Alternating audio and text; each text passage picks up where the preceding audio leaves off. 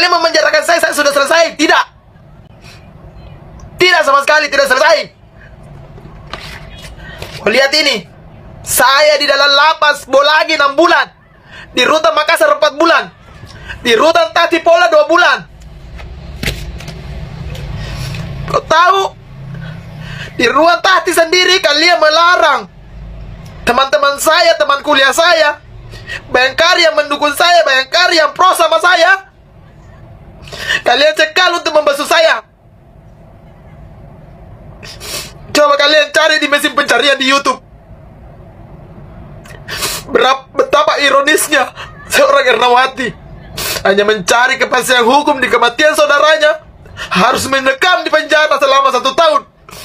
Itu ulah dari kalian mempermainkan dan memanipulasi kasus kematian saudara saya. Berapa banyak lagi korban di luar sana yang kalian korbankan? Terlalu banyak korban ketidakadilan. Saya sebagai rakyat kecil bersuara menentang kalian yang tidak adil, yang kalian tidak kooperatif dalam menegakkan keadilan. Kalian tidak presisi. Saya sudah bilang, garis bawah itu, saya tidak mempersoalkan personnya itu, oknum owner itu, tidak. Saya tidak mempersoalkan itu. Yang saya persoalkan, kenapa dia sudah tersangka kau tidak jemput, Pi? Kenapa kalian belum penjarakan mereka? Seperti kalian memenjarakan saya.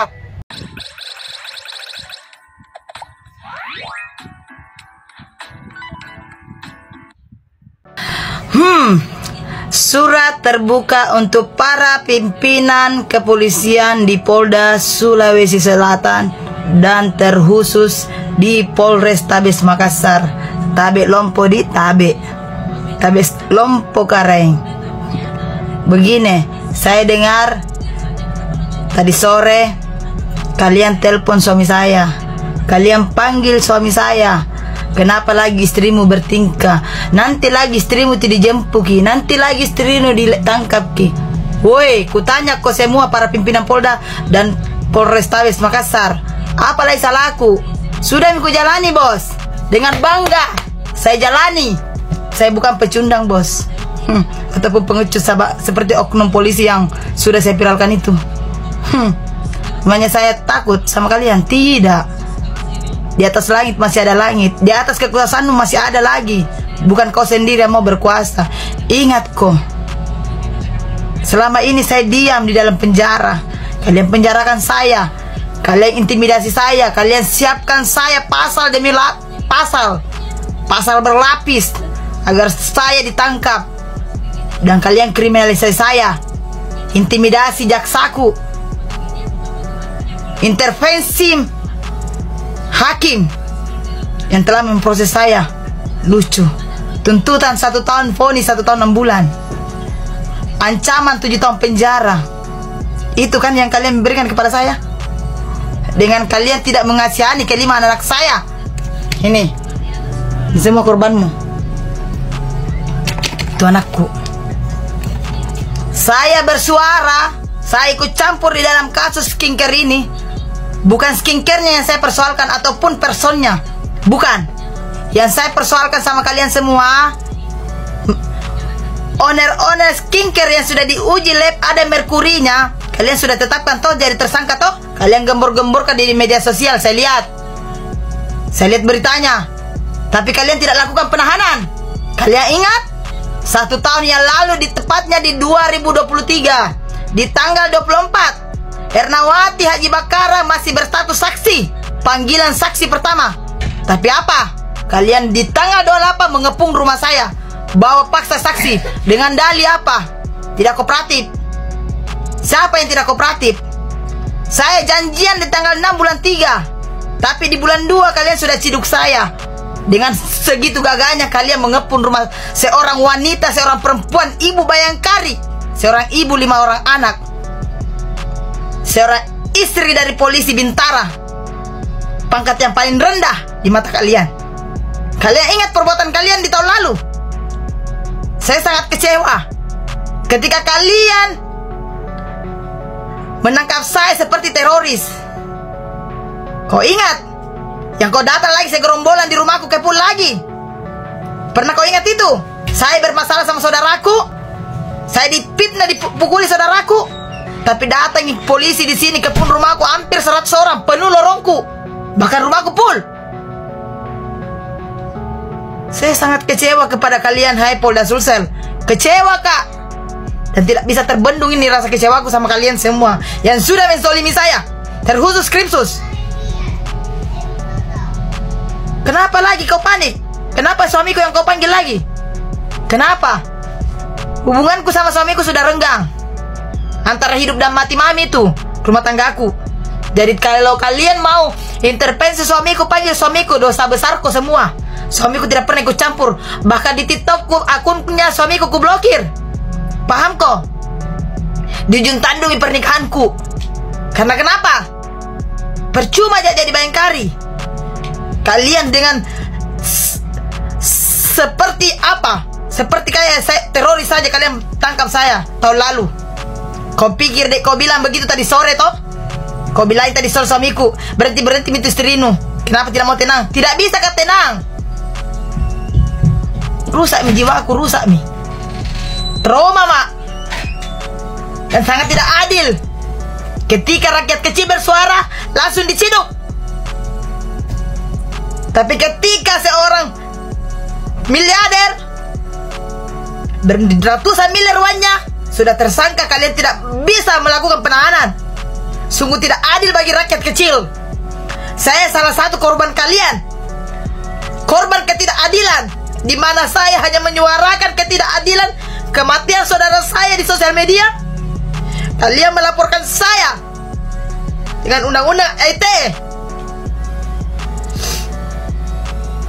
Kau pikir dengan kalian memenjarakan saya sudah selesai? Tidak. Tidak sama sekali, tidak selesai. Lihat ini. Saya di dalam lapas Bolagi 6 bulan. Di Rutan Makassar 4 bulan. Di Rutan Tatipola 2 bulan. Kau tahu? Di ruang Tati sendiri kalian melarang teman-teman saya, teman kuliah saya, Bayangkari yang mendukung saya, Bayangkari yang pro sama saya. Kalian cekal untuk membasuh saya. Coba kalian cari di mesin pencarian di YouTube. Betapa ironisnya seorang Ernawati hanya mencari kepastian hukum di kematian saudaranya, harus mendekam di penjara selama 1 tahun. Itu ulah dari kalian mempermainkan dan memanipulasi kasus kematian saudara saya. Berapa banyak lagi korban di luar sana yang kalian korbankan? Terlalu banyak korban ketidakadilan. Saya sebagai rakyat kecil bersuara menentang kalian yang tidak adil, yang kalian tidak kooperatif dalam menegakkan keadilan. Kalian tidak presisi. Saya sudah bilang, garis bawah itu, saya tidak mempersoalkan personnya itu, oknum owner itu, tidak. Saya tidak mempersoalkan itu. Yang saya persoalkan, kenapa dia sudah tersangka kau tidak jemput, Pi? Kenapa kalian belum penjarakan mereka? Seperti kalian memenjarakan saya. Jadi saya ingatkan kepada pimpinan tertinggi, jangan kau selalu sedikit suamiku dipanggil. Saya yang kotman bermasalah. Saya yang koar-koar. Kenapa suamiku lagi dipanggil semua? Jangan kau saya uji-uji terus nyaliku. Tahun lalu kalian lolos semua. Kalian semua bungkam itu media penangkapanku. Kalian gembor-gemborkan. Tapi proses hukumku di pengadilan kalian tutup-tutupi. Kelihatan tuh kalian tutup-tutupi. Saya minta sidang offline, kalian tidak mau izinkan sidang online. Alhasil saya berhasil. Saya menyurat ke hakim agar saya bisa sidang online.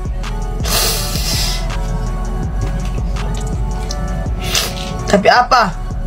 Kalian waktu saya divonis,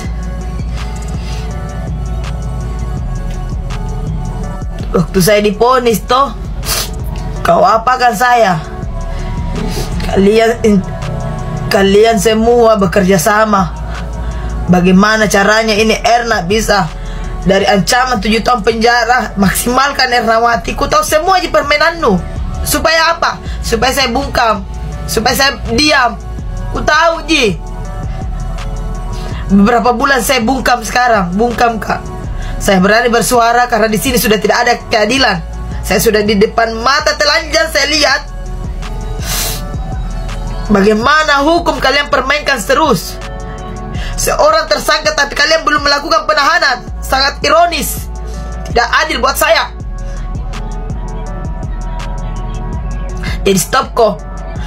Sampai kapanpun, walaupun kau panggil suamiku, kau panggil siapapun, saya tidak bakalan bergeming. Saya tidak akan gentar sama kalian semua yang penjahat-penjahat itu, yang merasa oknum. Kalian terlalu zolim terhadap keluarga saya, terhadap anak-anak saya. Berhenti kau. Tidak akan kudengarkan kau semua. Tidak ada undang-undang ITE yang saya lakukan.